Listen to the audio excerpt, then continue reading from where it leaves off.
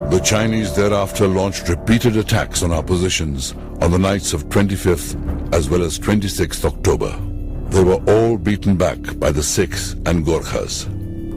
They had a harrowing experience at the hands of the Gorkhas, so much so that they had to leave their dead lying out in the open. It was on this night that 2 automatic weapons were captured by the Gorkhas, which were incidentally the first weapons to be captured during this war.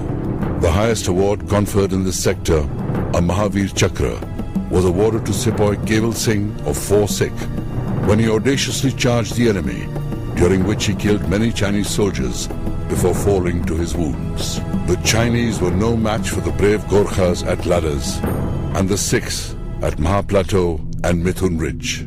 The Chinese named the Namti Plain as the Tiger's Mouth. On the 2nd of November, an intercepted Chinese message read, "Very strong defenses hit near Wolong. Request grant permission to withdraw." The prompt reply was a terse and harsh rejoinder from their headquarters. "No, you will carry out the entrusted task. Reinforcements being sent." The gallantry of our troops at Namti halted the Chinese war machine at the gates of Wolong. This can be gauged by the fact that the Chinese had to take pause, and they decided to commit a further reserve division of theirs into the Wolong cauldron. The immediate aftermath of the fighting at Namti was marked by sweeping command changes, as well as reinforcement of positions both on the east and west bank.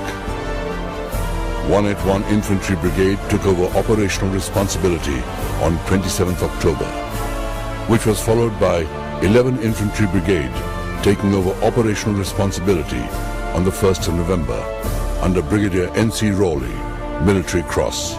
3rd Gorkha Rifles were inducted into the defense of the East Bank, relieving the 4 Sikh companies who rejoined their battalion on the West Bank, and the 2 companies of 2nd 8 Gorkha Rifles who rejoined their battalion at Along.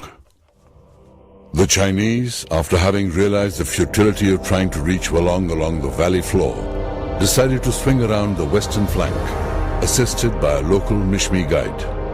A platoon patrol of 2 Assam Rifles confirmed the Chinese presence at Green Pimple. On November the 6th, Alpha Company of 6 Kumaon, under Captain R.K. Mathur, was tasked to dislodge the enemy from Green Pimple. In spite of grave deficiencies in fire support, this company fought valiantly for 2.5 hours and forced the enemy to flee.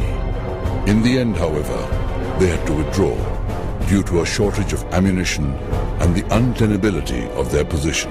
When reports of Chinese buildup at Green Pimple and Yellow Pimple were confirmed, 6 Kumaon was tasked to establish a firm base at Tri Junction as it dominated the area, and also to launch an attack on Yellow Pimple. On the 14th of November at 9:30 a.m., an attack was launched on Yellow Pimple with 2 companies leading.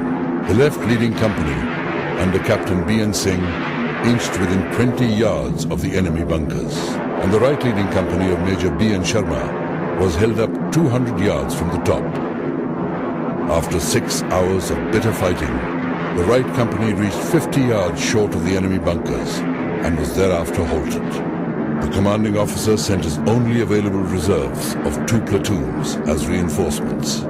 The brigade commander ordered 6 Kumaon to hold the ground that it had captured.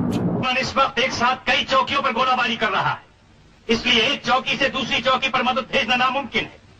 जहां तक हो सके दुश्मन का मुकाबला करते रहो, और अगर मजबूरन चौकी छोड़नी पड़े तो पीछे हटकर दूसरे मोर्चे पर डट जाओ। Over. However, the Chinese reinforced and counterattacked at 11:30 p.m. that same night. With depleted firepower, mounting casualties, and completely surrounded by the Chinese, the 2 companies fought their way to Tri Junction. Out of 200 men who had marched for the attack, only 90 returned. On the 15th of November, the Chinese attacked Tri Junction at 4:30 a.m., then again at 6 p.m., and thereafter at successive 4-hour intervals. Around this time, 33 men of 4 Dogra reached Tri Junction to reinforce 6 Kumaon, thus raising hopes that help was near and at hand. However, It was soon realized that these 33 men were only the remnants of the battalion that had started from Wolong to reinforce 6 Kamau. They had been repeatedly ambushed by the Chinese en route.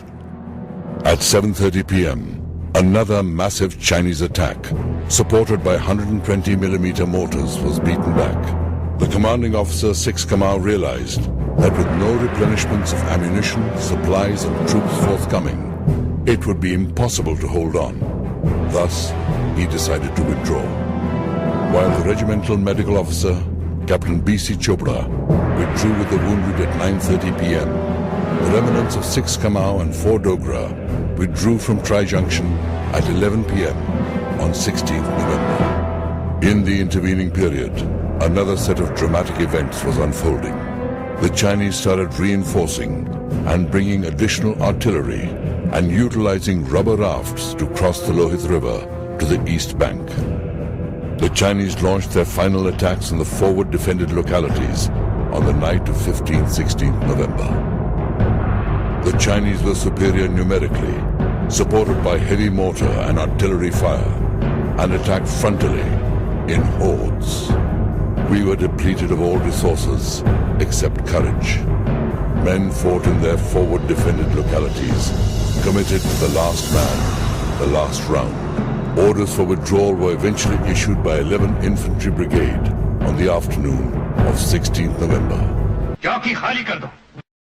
Parties of 6 Kamau and 4 Dogra, withdrawing from Tri Junction, reached Teju after 8 days, surviving on herbs and mountain goats.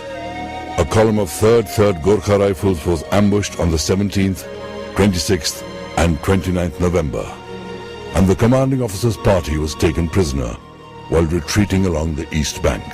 2nd Lieutenant K. A. Madhya of this battalion reached Teju after 40 days, and Naik Gurdeep Singh of 4 Sikh rejoined his unit after 37 days.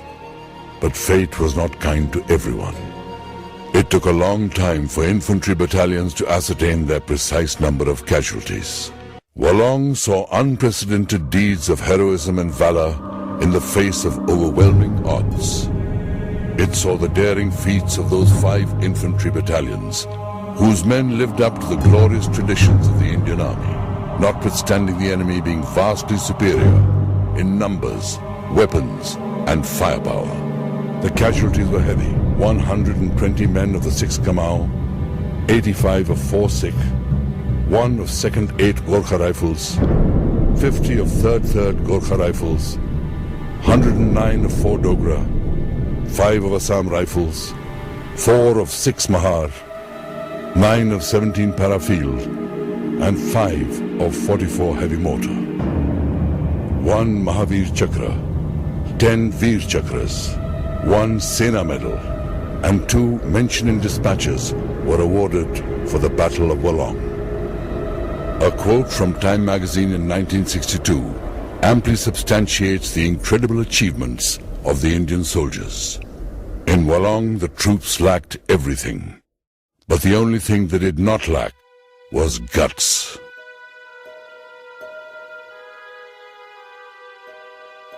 Since 1962, much water has passed under the bridge. The wounds of the conflict are healed and mellowed with time.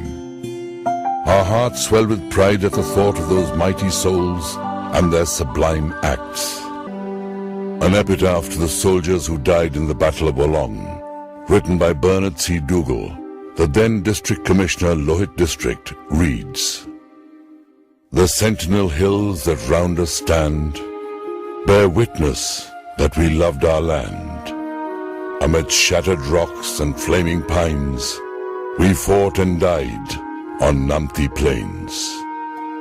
O Lohit, gently by us glide, pale stars above, softly shine, as we sleep here in sun and the rain."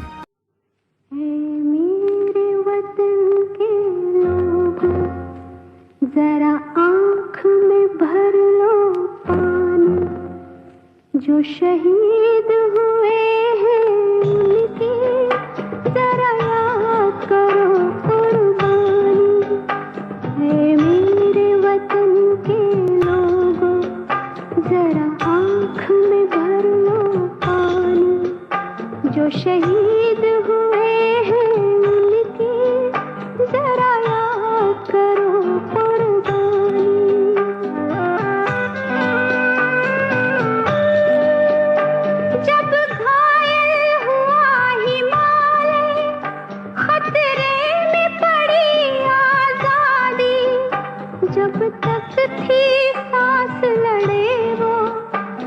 जब तक थी सांस लड़े वो, फिर अपनी लाश बिछा दी, संगीन पे धर कर माथा, सो गए अमर बलिदानी, जो शहीद हुए हैं उनकी जरा याद करो कुर्बानी।